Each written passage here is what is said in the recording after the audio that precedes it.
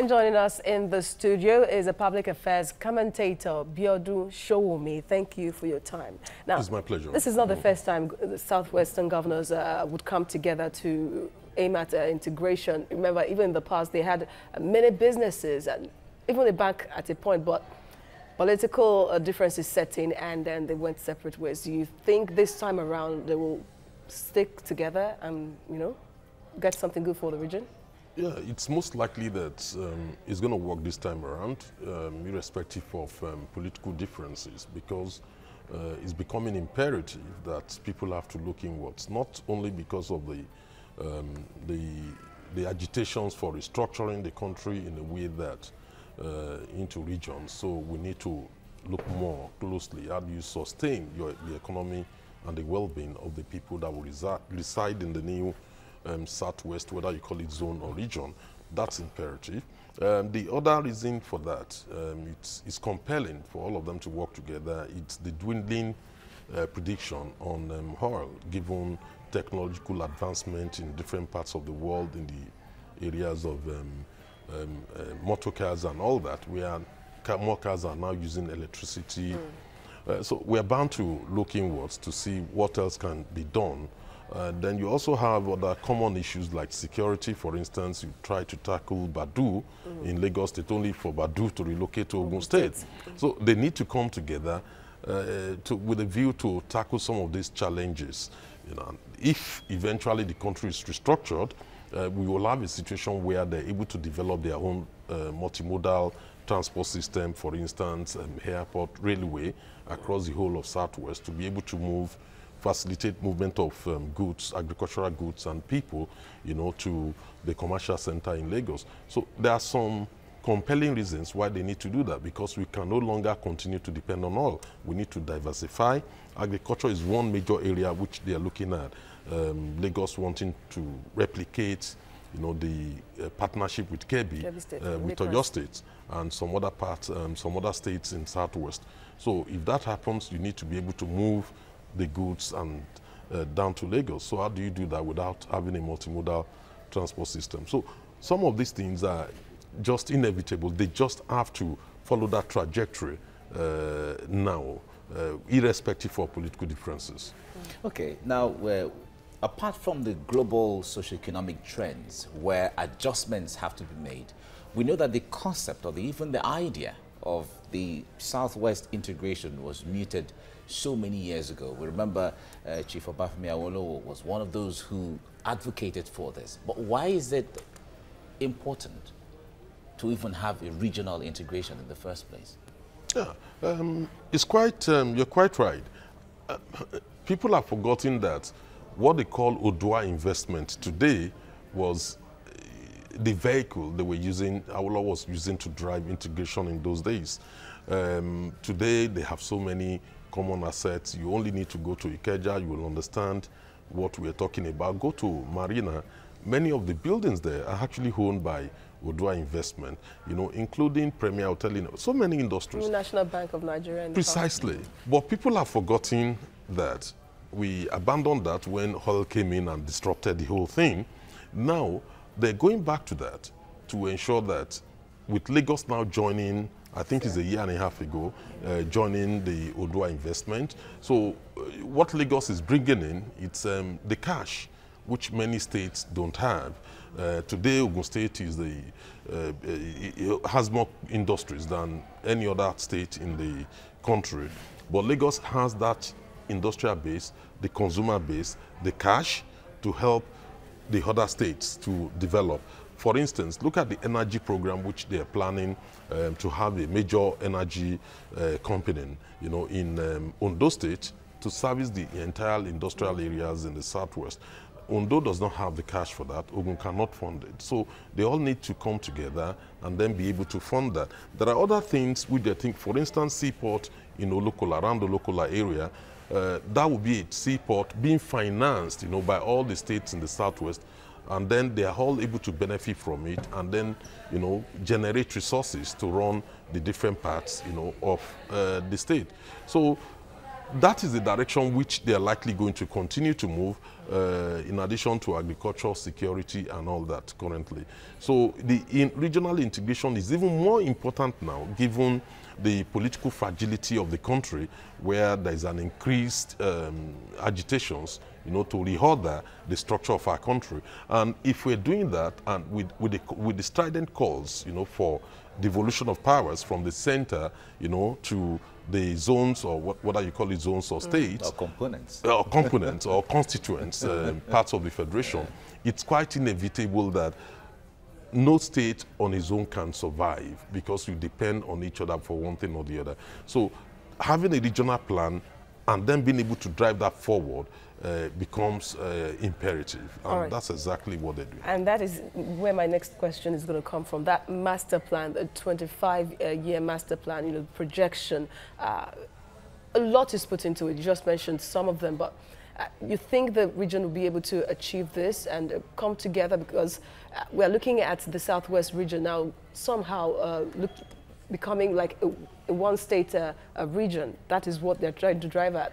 And at the end of the day, pull resources together, lift those states that cannot even fend for themselves. But then you look at the issue of state police. When you talk about security, for example, the governors still don't have control over state police, and so far there is no positive solution to that in the country. We are hoping that would happen with the calls for restructuring. There is a big support and big push for the creation of state police. But what the governors came out with, they have an arrangement currently in place to encourage the commissioners of police in all the states in Southwest to be able to meet and coordinate whatever they are doing in exchange for more funding from the state governments, more funding of the security services by the state government. So being able to do that, whether they have direct control or not, what they will be able to do is to tackle the security challenges in their respective domains, while at the same time, the political push for creation of state police is also there. Even when you have state police, eventually, there has to be an agreement across the board so that they can freely operate and pursue criminals from one state to the other within the region. So they are moving in the right direction in this area, while at the same time I can't not foresee a situation where the federal government that has not been able to fund the police services appropriately will object to more funding of the police by the state government in exchange for coordination of security arrangement. Don't forget, the first duty of any government is security of life and property. So we are likely going to see the direction in that cooperation, between the police commissioners until when that responsibility is devolved or not to the component parts. Okay, 25 years from now will be about 2064, and by then there will be about 6 political dispensation or terms, election 6 times to get to 2064 to achieve this by the target of 25 years from now. Now, Nigeria has not been known to be very consistent when the projections of these kinds are made. We've seen our development plans, our rolling year plan and all of that. But how likely is it that this is going to be different for all of these plans to be sustained for 25 years in order to achieve that master plan they have? Yeah, it's quite clear that that will eventually happen, because we have to diversify our economy. We are being forced to diversify, not because we choose to diversify, not because we choose to develop all different parts of the country.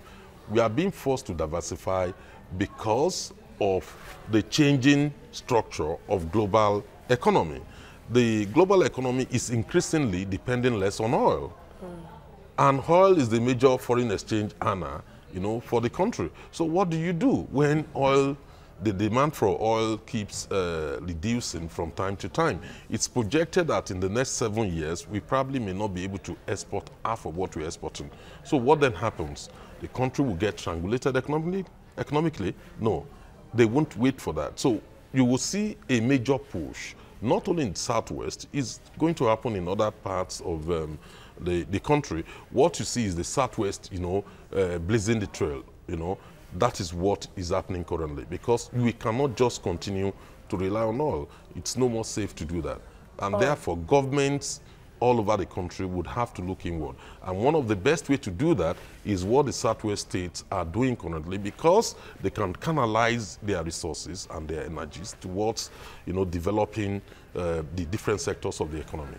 And of course, they're doing this on the platform of a development agenda for Western Nigeria. So is it in a way that it's going to become a structure of its own, like maybe NDDC, that the governors will just be like the parents of this commission and allow them to work independently? And what truly will be the purpose of the Dawn Commission in all this? The Dawn Commission would act as the technical partner, for the implementation. They will work on different things. For instance, the feasibilities of some of the projects, a seaport around the local jointly financed by all the states. They work on the technicality for multimodal transport systems, within the region. You're talking about the railway, about super highways, that will run across the entire Southwest. So the Dawn Commission will be, will more or less focus more on the technical workshop, the technical arrangement for all that to be delivered. On food security, the issue of agriculture is there. How do you ensure that they're able to evacuate things down, agricultural products down to Lagos, or other major capital in the Southwest to get them sold? They work on the issue of storage. For instance, look at the entire Southwest. Apart from, I think the only storage facility which is very old and I think is located in Kwara State. There is no storage facility in Oyo State, for instance, producing the largest, cassava, in the country. Huge revenue coming from that. So we do not have storage. So they would have to work on that. How do we ensure there is a storage facility to be able to store, food within the region, or within the Western Nigeria, the whole definition, or within the Southwest, because we lose a lot of, we are losing billions of naira through our inability to have proper storage. One, they also have to look at other things like the other industries, that can spring up to support the agricultural sector. For instance, cassava, what do you do with it? Do you keep exporting? What about setting up processing factories, turn it into starch, where you even make more money and create employment? So the role of the Dawn Commission will be about the technical workings, of all those initiatives. The Dawn Commission itself will not be the one to deliver. The governments will be the one to deliver them, but the Dawn Commission will be there as technical partner. It's all right. Well, it's quite obvious that however much the states pull together may not be enough to start or take all of these projects all at once. They have to be taken one by one. But if you're going to advise, for instance, where should they really start from in that integration process? What project should they start from that should be foundational to other ones that should build on it? It's all the projects are very important. Okay. It is easier to focus on agriculture, but we should not forget we still have other residual problems, things like storage facilities. How do you evacuate goods down to commercial centers, given the state of our roads in the country, by getting the federal government to hand over all the federal routes, to the states, so that they can facilitate repairs of those routes will help. Those ones are easy to achieve target, provided the federal government is willing, to hand over those routes, or the federal government is compelled to through the agitations for restructuring. But seaport is also a very major important source of revenue, which can help to reduce our dependency, on oil, and also generate resources for different parts, for poorer parts of the Federation. That's easy. If federal government hands off mining, mining is a good one also. The Osun State is said to be poor, but Ilesha is sitting on gold. So look, that's the entire Ilesha. So they can easily partner with Lagos or with another state or Ogun, and then get the necessary resources to develop that. So every area is important. Security is important, because without security, foreign direct investment will not invest in that part. The banks will be worried about, advancing funds, to develop those areas, because not all the states have the resources to contribute currently. A lot of it will come from the financial sector. All right, so the education sector, the governors also agreed to a uniform curriculum across the southwestern region. Do you think that is even necessary? Yes, it is necessary. If you look at the situation we found ourselves, for over a long period of time, they had to scrap history. We are now back to it. History was scrapped not because the Southwest states agreed to it, but it was scrapped by the federal government. So we are now back to history. So this is really setting people back. If we continue to allow this system where the center dictates every single thing, including what is taught in your school, federal government can only be responsible for standards. They cannot be responsible for curriculum. It is up to the different states of the federation to agree on what they think are subjects to be taught in their school, which will meet their development needs. It's still this idea of driving growth from the center, from Abuja. It's not going to happen. We've been on that path for 50 years. It has not led to any massive development. So we need to review that. So having a uniform curriculum, educational curriculum, can only be better for the region, because everybody will be assured that people are being taught the same subject and then ensuring the same standards in all our schools. So it is easier to gain admission from, if you come from Lagos State, it is easier to gain admission in Ekiti or Ogun, because all the states will be assured that you are taught to the same standard and the same subjects. All right. Biodun Showmi, social commentator, thank you very much for coming. It's my pleasure. Thank you.